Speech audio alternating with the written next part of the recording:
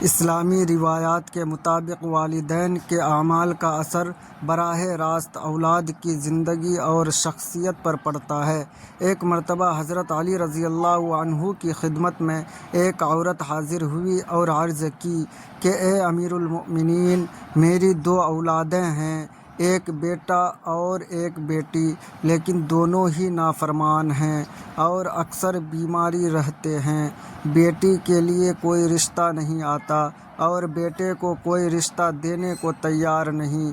میرا بیٹا شراب نوشی اور دیگر گناہوں میں بھی مبتلا ہے اور دونوں ہی دین اسلام سے دور ہیں۔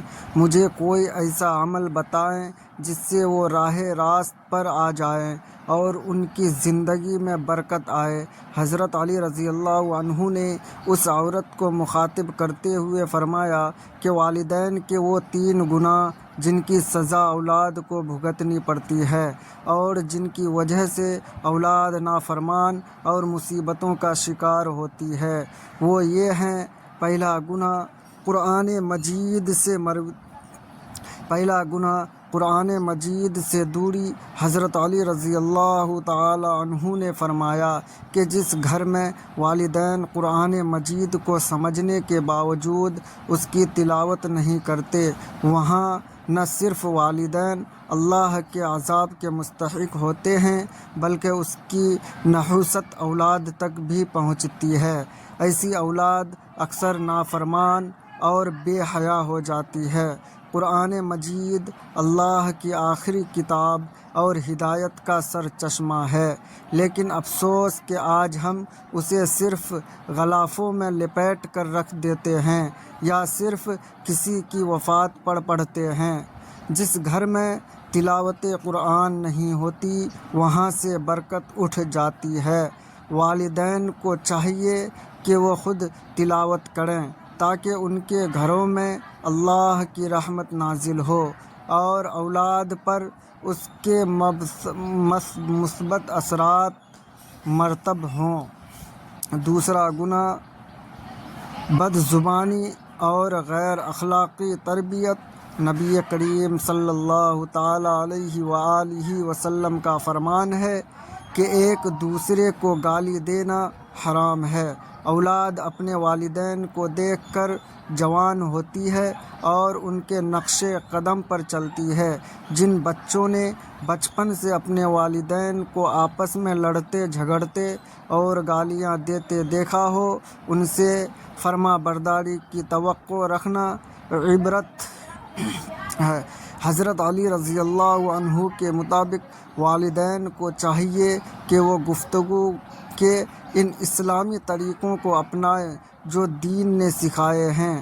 اگر گھر کا ماحول پاکیزہ ہوگا، والدین ایک دوسرے کا احترام کریں گے اور اولاد کو حضرت فاطمۃ الزہرا اور حضرت عائشہ صدیقہ رضی اللہ تعالی عنہا جیسی عظیم ہستیوں کے قصے سنائیں گے تو اولاد خود بخود باحیا اور فرما بردار بنے گی۔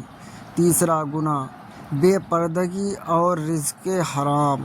حضرت علی رضی اللہ تعالی عنہ نے فرمایا کہ گھر میں بے پردگی اور بے حیائی کا ہونا اولاد کے لیے بیماریوں اور پریشانیوں کا باعث بنتا ہے۔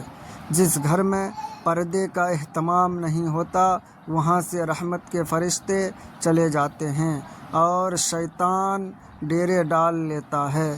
ایسی اولاد فتنوں اور بلاؤں کا شکار ہو جاتی ہے۔ اس کے ساتھ ساتھ رزق حرام کا اثر سب سے زیادہ مہلک ہوتا ہے۔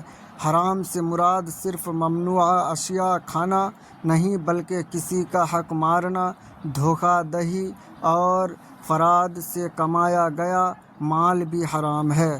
جب یہ حرام مال بچوں کے پیٹ میں جاتا ہے تو وہ نافرمانی، بے حیائی اور دائمی بیماریوں میں مبتلا ہو جاتے ہیں۔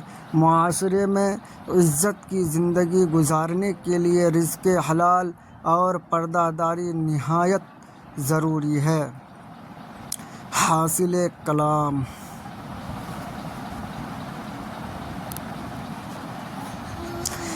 انسان کو ہمیشہ یاد رکھنا چاہیے کہ جیسا کرو گے ویسا بھرو گے۔ اگر ہم دوسروں کی اولاد کے لیے برا سوچیں گے یا کسی کی بہو بیٹی پر بری نظر ڈالیں گے تو وہی حالات ہماری اپنی اولاد کے سامنے آئیں گے۔